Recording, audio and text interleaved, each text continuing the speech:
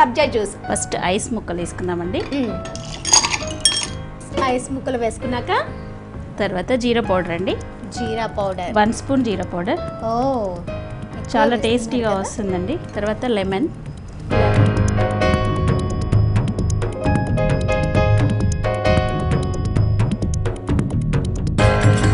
కొంచెం మిక్స్ చేద్దామండి. Next sugar వేసుకుందామండి.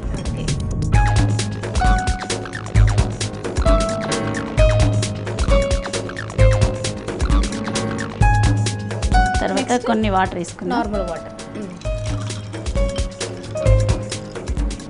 ఇప్పుడు ఏంటి సబ్జా గింజ బాగా నానబెట్టిన సబ్జా. అవునండి, ఇవి తొందరగా కూడా నానిపోతుంది.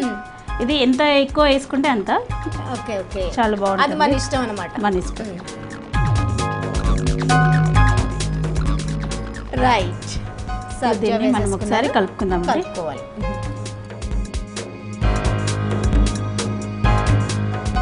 కొంచెం టేస్ట్ కోసం బ్లాక్ సాల్ట్. ఓకే,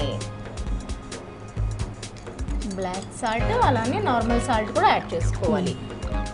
అంటే షుగర్ యాడ్ చేసినాక సాల్ట్ అనేది కంపల్సరీ అండి. సాల్ట్ వేస్తే కొంచెం డిఫరెంట్గా టేస్ట్ ఉంటుందండి. బ్లాక్ సాల్ట్తో ఇంకా డిఫరెంట్గా వస్తుంది.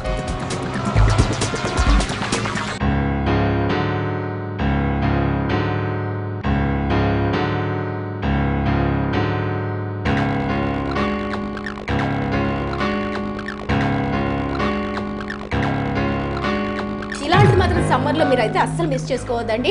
హెల్త్కి చాలా మంచిది. అలానే ఎండలు మండిపోతున్నాయి కాబట్టి చక్కగా మనం బాటిల్లో ఇలాంటివి క్యారీ చేసుకుని వెళ్ళినట్లయితే మనం చక్కగా కూల్గా ఉండొచ్చు, హెల్త్ని కూడా కాపాడుకోవచ్చు.